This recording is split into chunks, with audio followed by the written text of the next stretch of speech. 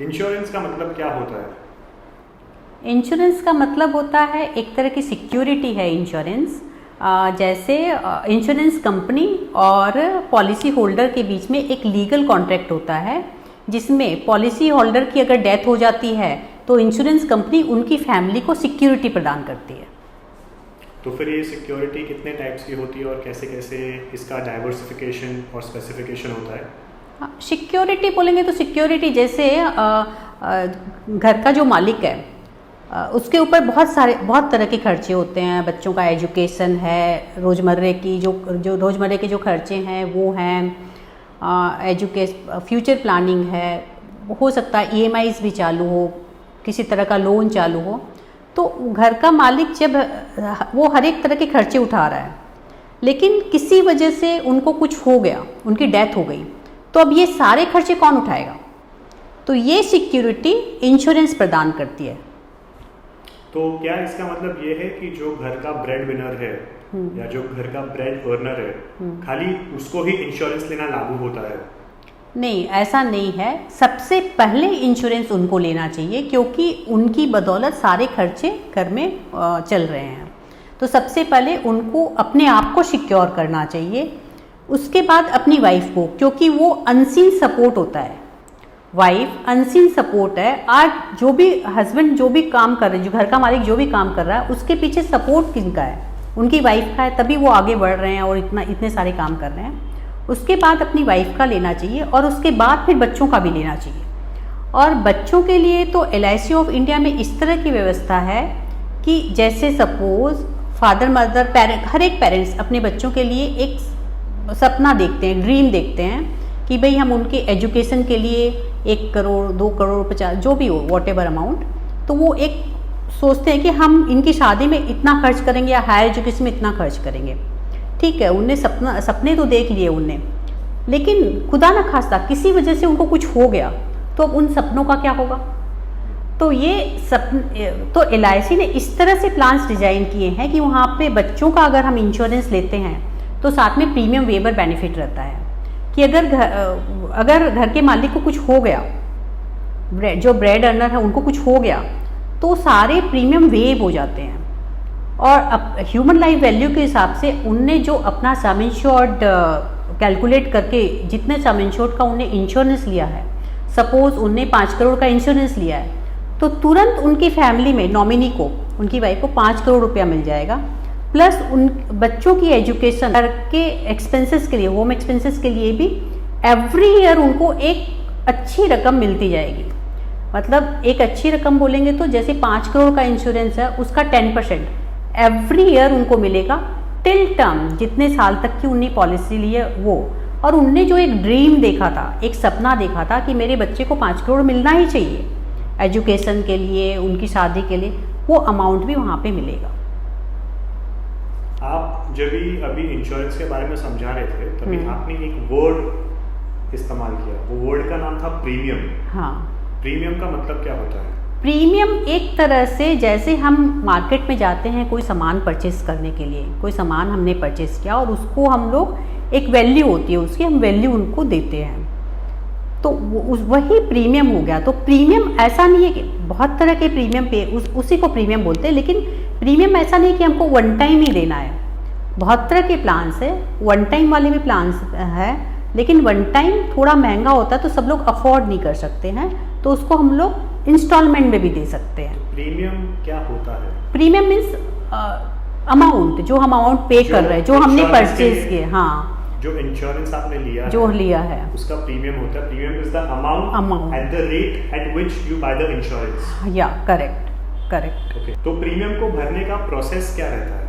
Premium का भरने का प्रोसेस ये है, अगर कोई चाहे कि भाई मेरे को मंथली भरना है, मंथली मोड में जाना है, तो वो हर महीने मंथली भी भर सकता है। अगर वो चाहे क्वार्टरली भरना है तो क्वार्टरली भी भर सकता है, हाफ ईयरली भी भर सकता है और ईयरली भी भर सकता है। मतलब ऐसे फ्लेक्सिबल ऑप्शंस है? फ्लेक्सिबल ऑप्शंस है, आपको जो सूट करे, आपकी जेब को जो सूट करे उस हिसाब से प्रीमियम आप पे कर सकते हैं। प्रीमियम कितना महंगा होता है या फिर कितना अफोर्डेबल होता है? अफोर्डेबल ही रहता है वो, ये पर्सन टू पर्सन डिपेंड करता है। प्रीमियम बहुत सी चीज़ों पे डिपेंड करता है। सबसे पहले तो एज, जितनी कम उम्र होगी उतना कम प्रीमियम होगा। जैसे जैसे उम्र बढ़ती जाती है वैसे वैसे प्रीमियम भी बढ़ता जाता है, क्योंकि रिस्क बढ़ता है प्रीमियम, जैसे जैसे उम्र बढ़ती है वैसे वैसे इंसान रिस्क बढ़ता है ना। तो वो दूसरी बात, आपने कितना सम इंश्योर्ड चूज़ किया है। अगर आपने छोटा सम इंश्योर्ड चूज़ किया है तो कम प्रीमियम होगा, बड़ा सम इंश्योर्ड चूज़ किया है तो बड़ा प्रीमियम होगा। सम इंश्योर्ड का अभी देखो, एक्चुअली मैं आपको इतना टेक्निकल सवाल पूछ रहा हूँ क्योंकि भले ही आप मेरी मदर हो और मुझे पता है कि हम 20 इयर्स से इंश्योरेंस में हो, me being a 25 year old person, मुझे खुद को इंश्योरेंस के बारे में जीरो नॉलेज है। तो फिर ये जो टर्म्स आप जो यूज कर रहे हो, और अभी मैं 25 साल का हो गया हूँ, अभी ये उम्र से क्या है कि हाँ थोड़ी सी अवेयरनेस लगती है कि getting involved into the family matters and the nitty-gritties। तो सम अश्योर्ड क्या होता है? सम इंश्योर्ड उतने लाख की, जैसे सम इंश्योर्ड को हम ऐसे भी बोल सकते हैं कि मैंने 50 लाख की पॉलिसी चूज़ की है तो वो 50 लाख को हम सम इंश्योर्ड बोलेंगे। हमने 1 करोड़ की पॉलिसी चूज़ की है तो 1 करोड़ आपका सम इंश्योर्ड हो गया। तो फिर अगर सपोजिंग मैंने 1 करोड़ की पॉलिसी चूज की तो वो 1 करोड़ मुझे कौन से बेसिस पर मिलेगा? हाँ, बहुत अच्छा सवाल किया ये। 1 करोड़ आपकी इनकम देख के ही दिया जाएगा कि आप उसको पे कर पाओगे कि नहीं कर पाओगे। कंपनी, अब आप जैसे चले गए कंपनी के पास में और आपको बोलोगे कि नहीं मेरे को 1 करोड़ का इंश्योरेंस चाहिए, तो इसके लिए बहुत सारे क्राइटेरिया हैं। सबसे पहले तो आपकी उम्र कितनी है, आपकी सैलरी कितनी है, आप उस कंपनी में कितने सालों से काम कर रहे हो, ये सब देख के, और जितनी इनकम होती है उसका 20 टाइम्स हम इंश्योरेंस दे सकते हैं। उसके लिए ITR भी कंपनी देखती है, लास्ट 3 इयर्स का ITR भी चेक करती है। ये सारी चीज़ें देख के ही कंपनी आपको 1 करोड़ या बड़ा सम इंश्योर्ड तभी देगी। हाँ, छोटा सम इंश्योर्ड आप बगैर इसके भी आप पे कर सकते हो कि भाई जैसे कोई ट्यूशन टीचर है, किसी ने तुरंत अपनी नौकरी शुरू की है, अपनी स्टार्ट की है और उनको इंश्योरेंस लेना है, तो वो तुरंत से वो बड़ा इंश्योरेंस तो नहीं ले सकते ना, उनकी जेब भी अलाउ नहीं करेगी। तो वहाँ पे कंपनी बगैर कुछ देखे 5 लाख 10 लाख 15 लाख तक का इंश्योरेंस बगैर कुछ देखे भी उनकी सैलरी के ऊपर ही देखे, जो हम अभी ये सब करने के पहले हम एक फॉर्म फिलअप करते हैं। फॉर्म क्या होता है? कंपनी और पॉलिसी होल्डर के बीच एक कॉन्ट्रैक्टर है, मतलब कॉन्ट्रैक्ट का काम करता है, जिसको उसके ऊपर ही हमको सब कुछ डिपेंड होता है। मतलब हमको क्लेम मिलना या फिर मैच्योरिटी मिलना, हम उसमें एज अ गुड फैक्ट हम सारी उसमें इंफॉर्मेशन एकदम सही भरना उसमें ज़रूरी है। अगर गलत इंफॉर्मेशन अगर हम भरते हैं और कल को किसी वजह से क्लेम आ गया तो वो क्लेम रिजेक्ट भी हो सकता है। तो एज अ गुड फेथ हमने सारी अपनी सैलरी, अपने हम कहाँ काम कर रहे हैं, क्या कर रहे हैं, कितने सालों से, वो हमने फिलअप कर दिया। उसको देख के फिर कंपनी आपको वो उस अमाउंट का इंश्योरेंस दे देती है। तो सब इंश्योरेंस। तो फिर अगर सपोजिंग 1 करोड़ का मेरा पॉलिसी है तो मुझे वो कितने साल तक भरना पड़ेगा? वो क्या होता है ना कि वो बहुत सारे प्लान्स हैं, उसमें आपको चूज करना पड़ता है कि मेरे को, अब किसी को 15 साल में ही मैच्योरिटी चाहिए कि नहीं मेरे को लंबा नहीं जाना है, लेकिन तो वो 15 साल के बाद में वो अमाउंट आपको मिल जाएगा, 15 साल 20 साल 25 साल। लेकिन एक टर्म प्लान होता है, टर्म प्लान को लोग लंबा रखते हैं, तो वहाँ पे उसका 40 इयर्स तक भी वो टर्म जाता है कि 40 साल तक हम नेक्स्ट 40 इयर्स तक हम पे करेंगे, क्योंकि term plan pure risk plan होता है, वहाँ पे मैच्योरिटी नहीं होती है। इसके पीछे मकसद ये रहता है कि अगर ब्रेडविनर को कुछ हो गया, अगर जैसे मान लो मैं अपने घर की पूरा खर्चा पानी मैं चला रही हूँ, सब कुछ मैं देख रही हूँ, अब मेरे को कुछ हो गया तो क्या? तो इसी तरह से अगर मैं हूँ तो वो सारे खर्चे पूरे हो ही रहे ना, अगर मैं नहीं हूँ तो मेरी जगह वो अमाउंट खड़ा हो जाएगा वहाँ पे। तो इसलिए वो उसको हम लोग लंबा रखते हैं, ज़्यादातर लंबा 40 इयर्स तक, मैक्सिमम 40 इयर्स तक रख सकते हैं। और दूसरे जो एंडोमेंट प्लान है, जो कि इन्वेस्टमेंट प्लान्स होते हैं कि भाई बच्चों के हमने एक प्लानिंग की कि 15 साल के बाद में मेरा बेटा हायर एजुकेशन के लिए जाएगा तो मेरे को ये इतना अमाउंट चाहिए, या फिर कोई प्लानिंग करता है कि भाई मेरी बेटी की शादी 20 साल के बाद तो हो ही जाएगी, तो वो इस तरह के जो प्लान्स होते हैं उसमें टर्म्स कम हो रहते हैं, मतलब लंबी अवधि की नहीं होते हैं वो। नहीं, लेकिन बेटे का फॉरेन स्टडीज हाँ और शादी जो है वो इंश्योरेंस में थोड़ी ना कवर होगा, वो तो इन्वेस्टमेंट में कवर होगा। हाँ, वो तो बता रही हूँ ना कि जैसे टर्म प्लान हो गया वो तो प्योर रिस्क प्लान हो गया, लेकिन इन्वेस्टमेंट प्लान्स भी होते हैं। तो उसमें हमने, जैसे मैंने आपको थोड़ी देर पहले बताया था ना कि LIC के पास ऐसा भी प्रोविज़न है कि किसी ने अपनी बेटी की शादी के लिए 50 लाख का अमाउंट सोचा है कि भाई मेरे को 50 लाख का अमाउंट मेरी बेटी की शादी में खर्च करना है, और उनने वो इन्वेस्टमेंट प्लान चूज़ किया, वो इन्वेस्टमेंट प्लान। तो वहाँ पे वो ये तो हो गया उनकी बेटी की शादी का। इसी तरह से हायर एजुकेशन के भी प्लान्स हम चूज़ कर सकते हैं। LIC ऑफ इंडिया के पास बहुत तरह के प्लान्स हैं। अगर मुझे अभी 1 करोड़ का कॉर्पस पॉलिसी निकालना है, 1 करोड़ रुपए का, हाँ। तो फिर उसमें मुझे क्या प्रोसेस और क्या चीज़ ध्यान में रखनी बहुत ज़रूरी है? हाँ, अगर आपको 1 करोड़ की पॉलिसी चाहिए तो सबसे पहले तो कंपनी, जैसा कि मैंने भी बताया भी था कि आप 1 करोड़ का सबसे पहले तो आप फॉर्म फिलअप करोगे। फॉर्म जैसे ही वहाँ पे जाएगा, अंडरराइटर चेक करेंगे कि भाई ये 1 करोड़ की पॉलिसी तो ले, लेकिन इनका ITR कहाँ पे है, तो आपको ITR जमा करना होगा। आप कौन सी कंपनी में काम कर रहे हो, आप कितने सालों से काम कर रहे हो, वो सारी इंफॉर्मेशन के ऊपर ही आपको 1 करोड़ का प्लान दिया जाएगा। और मुझे कौन से, अगर सपोजिंग कल को मुझे कुछ हो गया तो मतलब मेरी फैमिली को 1 करोड़ मिलेगा? हाँ, वो 1 तो वो 1 करोड़ मिलने के लिए मुझे कितने साल तक पॉलिसी भरना पड़ेगा? देखो इसके बिकॉज कैसा है, मैं क्यों पूछ रहा हूँ, क्योंकि अगर सपोजिंग मैंने आज ही 1 करोड़ रुपए का पॉलिसी मैंने खरीद लिया, लेकिन अगर मुझे सपोजिंग 2 या 3 महीने के बाद ही कुछ हो गया और पॉलिसी मेरी है कुछ हज़ार रुपये है, तो मतलब वो कैलकुलेशन तो इक्वल नहीं हो रहा है ना? ये सही है। देखो, जिस दिन हमने पॉलिसी पंच हो जाती है, आपने 1 करोड़ का ले लिया, लाइफ इज अनसर्टेन, सबको पता है, तो अगर हमने मंथली प्रीमियम भी पे किया 1 करोड़ के लिए, सम इंश्योर्ड हमारा 1 करोड़ था, लेकिन हमने प्रीमियम पे किया मंथली 1 महीने का ही, लेकिन खुदा न खास्ता किसी वजह से उनकी डेथ हो जाती है, वो 1 महीने के बाद, हाँ 1 महीने के बाद ही, तो भी कंपनी उसके लिए लायबल है 1 करोड़ देने के लिए, जो नॉमिनी उनको 1 करोड़ देगी। ऐसा नहीं कि आप इतना प्रीमियम भरोगे तो ही 1 करोड़ का नॉमिनी हो जाएगा, ऐसा कुछ भी नहीं है। अच्छा, तो आप डे 1 से आप वहाँ पे कवर्ड हो। जिस दिन पॉलिसी नंबर पंच हो गया, आपने सब कुछ जमा कर दिया, पॉलिसी नंबर आ गया आपके पास, डे 1 से आप। तो अभी अगर ये जो कॉन्वर्सेशन है इंश्योरेंस के बारे में, ये घर पे कोई अपने माँ बाप या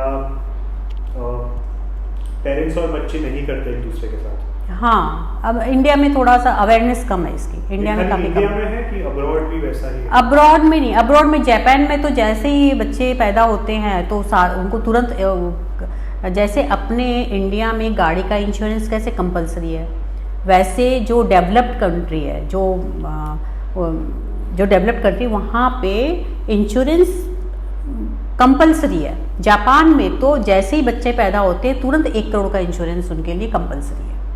इंडिया में इसकी अवेयरनेस थोड़ी कम है। तो जब भी आपने 20 साल पहले चालू किया था और 20 साल पहले से अभी तक, क्या आपको कुछ अवेयरनेस में कुछ फर्क नजर आ रहा है? हाँ। क्या लोग अभी ज्यादा अवेयर है कि वो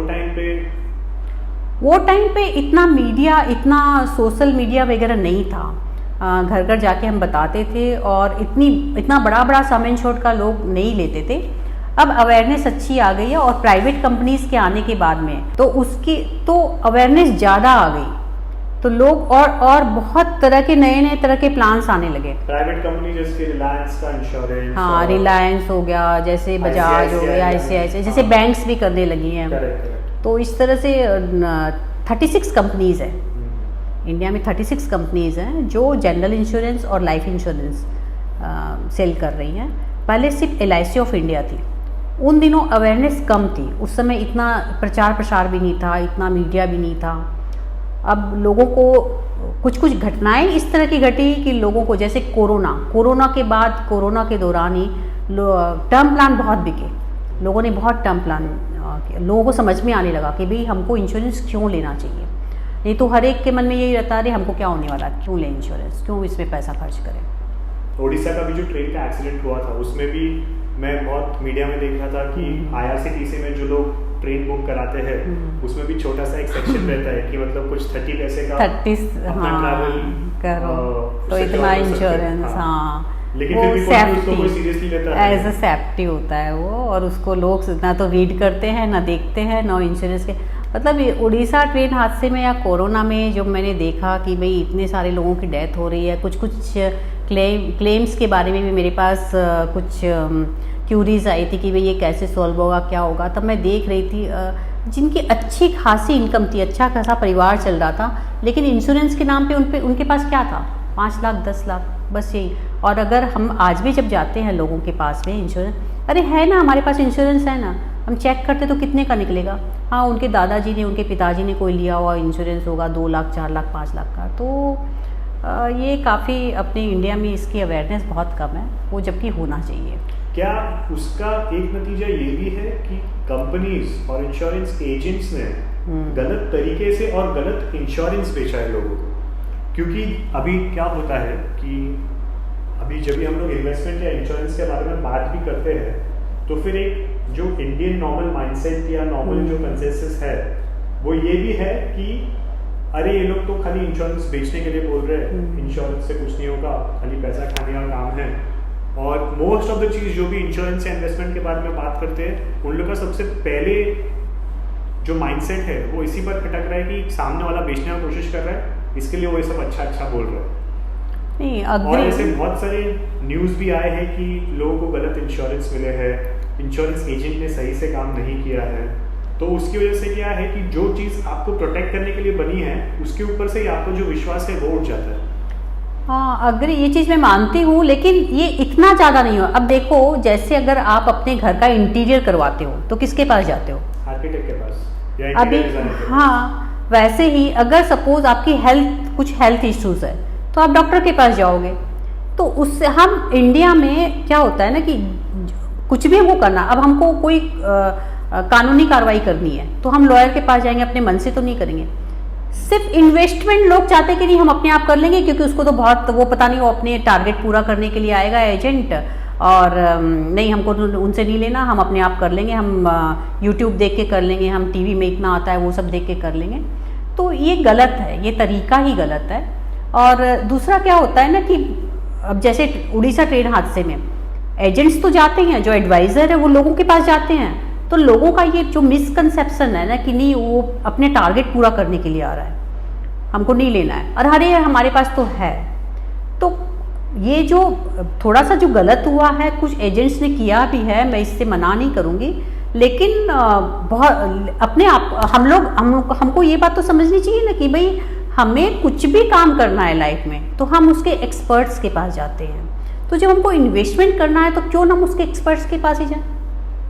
हाँ, ये चेक करना जरूरी है कि भाई आपका एडवाइज़र कैसा है, तुरंत तो मार्केट में नहीं आया वो वो आपको, क्योंकि आप जब उसके साथ में कन्वर्सेशन करोगे, आप इंश्योरेंस की जानकारी लोगे तो आपको समझ में आ जाएगा कि भाई उसके पास कितनी जानकारी है, वो किस तरह अपने प्रोडक्ट को सेल कर रहा है, किस तरह से आपको बता रहा है। तो उससे आप जजमेंट कर सकते हो कि भाई इनसे लेना चाहिए कि नहीं है। ऐसा तो नहीं है कि ये अभी मेरे को सेल कर रहा है फिर बाद में किसी और काम में लग जाएगा, उस पर ध्यान नहीं देगा। तो ये आपको थोड़ा सा आप उनसे कन्वर्सेशन, उनसे जानकारी लोगे ना इंश्योरेंस की, तो आपको समझ में आ जाएगा कि सामने वाले एजेंट्स के साथ में, एडवाइज़र के साथ में हमको करना है कि नहीं, आगे अपना काम बढ़ाना है कि नहीं। तो वो थोड़ा समझ के लेना चाहिए। अब जैसे हम कहीं भी, अब ऐसा थोड़ी है कि हमने इंटीरियर हमने कोई ने बोल दिया और हम चले गए और करवा लिए। हमको जमता है तभी हम लेते हैं ना, हमको जचता है उसकी बातों से, वो जो डिज़ाइन दिखाता है, वो जो हमें प्रोडक्ट्स के बारे जो मतलब जो उसके पास जो स्पेशलिटी है वो हमें दिखाता है, तभी तो हम परचेज़ करते हैं ना। वैसे ही डॉक्टर के पास, तो वैसे ही हमको इंश्योरेंस एडवाइज़र को भी देख के समझ के ही लेना चाहिए कि वो मेरे को सर्विस दे पाएगा कि नहीं। इंश्योरेंस लेने का सही उम्र क्या रहता है? देखो, वैसे तो 18 ईयर्स है, और या 18 ईयर्स से आप मेजर हो जाते हो, जो माइनर से आप मेजर हो जाते हो, तो ज़्यादातर तो 18 ईयर्स से ही स्टार्ट हो जाना चाहिए। लेकिन जैसे पेरेंट्स अपने बच्चों का लेते हैं वो तो माइनर में भी ले लेते हैं। लेकिन इंश्योरेंस लेना चाहिए जब आपकी पहली सैलरी आ गई ना, तभी से आपको इंश्योरेंस ले लेना चाहिए। लेकिन हम बच्चों का तो यही एटीट्यूड है, पहली सैलरी आई तो पार्टी करके उड़ा दो। तो यही तो गलत है ना, यही तो गलत है ना। सेविंग से आपको बहुत तरह की कॉन्फिडेंस आता है। अगर आपके पास सेविंग्स रहेगी ना सपोज जैसे एक एग्जांपल, मैं आए दिन मैं ऑफिस वगैरह में जाती हूँ, लोगों से मिलने जाती हूँ, बहुत से लोगों से बात होती है। पिछले दिनों मेरी एक फ्रेंड बोल रही थी कि उसकी कंपनी में लोग उसको थोड़ा सा परेशान कर रहे हैं, उसके बॉस या उसके कलीग्स वगैरह परेशान कर रहे हैं। तो मैंने कहा तेरे को नहीं जम रहा है तो छोड़ दो। तो बोलती कैसे छोड़ूं, घर के इतने सारे खर्चे हैं, बच्चों के खर्चे हैं। तो और फिर उसने बताया कि अरे बबीता, अगर मैंने स्टार्टिंग से ही थोड़ा सा ध्यान दिया होता सेविंग पे तो आज मेरे को कॉम्प्रोमाइज़ नहीं करना पड़ता। तो अगर आपके पास अच्छी बचत होगी, अच्छा इन्वेस्टमेंट होगा, कॉर्पस होगा ना, तो आप ये समझौते वाली बात नहीं करोगे। जो आप कॉम्प्रोमाइज़ करते हो ना, आप तुरंत वहाँ से हट जाओगे अगर कोई आपके ऊपर हावी हो रहा है। तो बचत आपको बचपन से ही शुरू कर देनी चाहिए, और आपकी पहली सैलरी आती है तभी से आपको इंश्योरेंस ले लेना चाहिए। फिर इंश्योरेंस के बाद में आप आगे बढ़ सकते हो कि मेरे को और क्या करना है, कहाँ डालना है, क्या करना है। तो ये जो सेविंग का कल्चर है 20 साल में आपको कुछ फर्क नजर आ रहा है? हाँ, काफ़ी फर्क नजर आ रहा है। जैसे कि आप अगर अभी आप कोई नए इंश्योरेंस के लिए अगर आप किसी को अप्रोच करते हो तो वो लोग 25-20 मतलब मिड 20s 30s में वो लोग चालू करते हैं, because that's when they start earning. तो फिर 20 साल पहले लोगों का क्या परसेप्शन था सेविंग्स का, और अभी क्या परसेप्शन है आपके हिसाब से? जब आप देखो, जब भी 20 साल पहले ना, जो आज जो यंगस्टर्स इतने आगे बढ़ रहे हैं, उनकी सैलरी अच्छी हो रही है, उनको पैकेज अच्छा मिल रहा है, 20 साल पहले वो नहीं था। उनके पेरेंट्स सोचते थे कि हमको बच्चों को इंश्योरेंस, इनको भी इंश्योरेंस लेना है, तो वो सजेस्ट करते थे कि अरे ठीक है 2 लाख 4-5 लाख का ले लेते थे।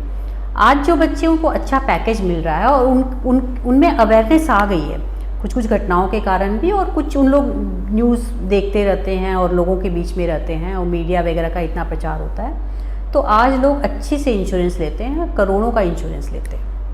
अवेयरनेस तो आ गई है जैसा आप बोल रहे हो, हाँ। लेकिन इंश्योरेंस का प्रीमियम बढ़ा है, और क्या लोग आज भी, ऑल्दो इंश्योरेंस के बारे में अवेयरनेस आ गई है, but are they willing to invest और spend properly to get themselves educated about what insurance is and how to invest in insurance plans? Yes. देखो, सबसे पहले तो मैं देख रही हूँ कि 20 साल पहले लोगों के पास इतनी सैलरी नहीं थी। आज जो बड़ा पैकेज है, तो उतना बड़ा तो इन्वेस्ट नहीं कर पाते थे ना लोग, लेते थे लेकिन छोटा इन्वेस्टमेंट होता था उनका, और इतनी अवेयरनेस भी नहीं थी कि भाई बड़ा। फिर धीरे धीरे अवेयरनेस बढ़ी तो एक बार इंश्योरेंस ले लिया, फिर दोबारा थोड़ा सा और ले लेते थे। ये थोड़े कम लोगों के बीच में होता था। अब क्या है कि पैकेज अच्छा हो गया है, अवेयरनेस भी बढ़ गई है, मीडिया वगैरह में अच्छा प्रचार वगैरह हो रहा है, और कुछ घटनाएं भी इस तरह की घटी कि लोगों को लगता है कि नहीं, हमको सिक्योर होना बहुत ज़रूरी है, सिक्योरिटी बहुत ज़रूरी है।